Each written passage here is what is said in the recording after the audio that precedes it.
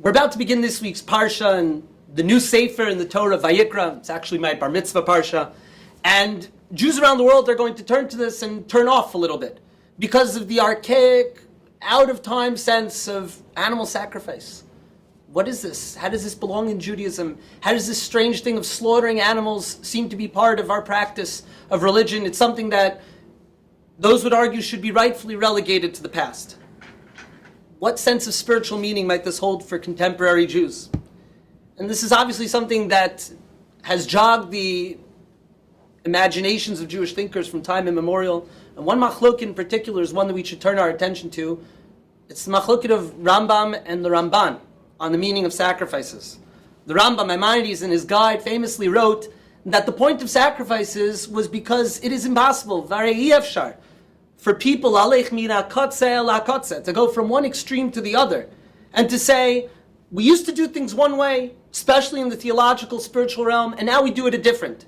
So therefore the Rambam writes, God commanded us in sacrifices to take the practices that were idolatrous of the Canaanites and the nations that were around us, and to subsume it, and to bring it into the holy service of God. They had temples, we had temples. They had Kohanim, we have Kohanim. They had animal sacrifice for their gods, and we have animal sacrifice for the one true God.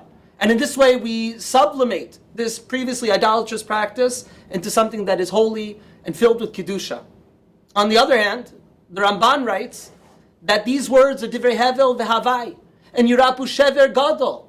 Asher ba'am. These will cause a tremendous rift amongst the people when they hear these terrible words, these empty words of Maimonides.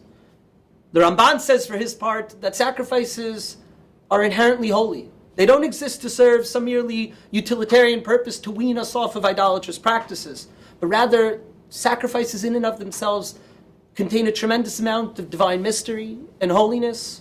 And this is, of course, one of the sections in the Ramban that are left out of the translations because it's filled with Kabbalistic meaning. But one part of it that is overtly meaningful is he says that if you take an animal, bring it to the Beit HaMikdash, and you're somich b'chol kochecha on the animal, you lean down with all your might and all your strength on the animal, and you're mitvadeh, and you confess your sins, whether it's your personal sins, or as a Kohen, the sins of the entire nation, there's a tremendously powerful sense of expiation, of personal atonement, and of finally coming close to God.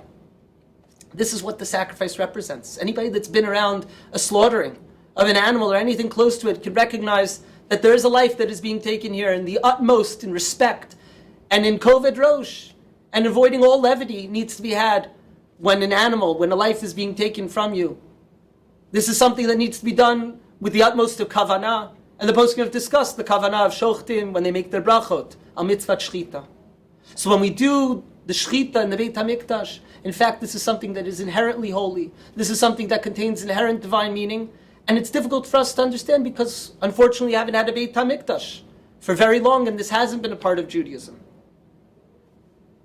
While we may think that we can fall on the side of the Rambam or the Ramban in this particular issue, there was one rabbi in particular who struggled with both sides and in the end was unable to find a resolution, but it's that non-resolution I want to present to you as we finish up here. Rabbi Chaim Hershenson, a great Gaon from first Europe, then Tzfat, who had made his way to Hoboken, New Jersey, V'Hagalil. A lot of Jewish communities used to be around there. He wrote in one of his books in Malki Bakodesh the following thing. He says, if we were to go ahead and establish the state of Israel and to allow Jews to return back and to bring karbanot, animal sacrifice, he said, Halal itzchok niyeh b'chol ha'amim kulam. We would be a tremendous laughing stock of all the nations. This is the Am Chacham v'Navon. This is the wise and holy nation, slaughtering animals, covered up with rivers of shemen, of oil, of libations and blood. He says, it's very difficult for me to understand what sacrifices mean in the modern era.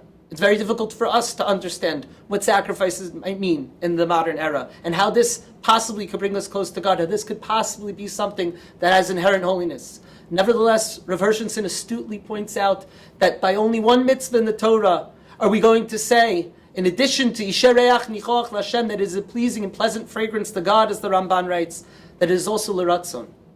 We say that we should bring our karbanos and they should be l'ratzon al mizbachi. God says, don't worry about it. I will be clarifying for you.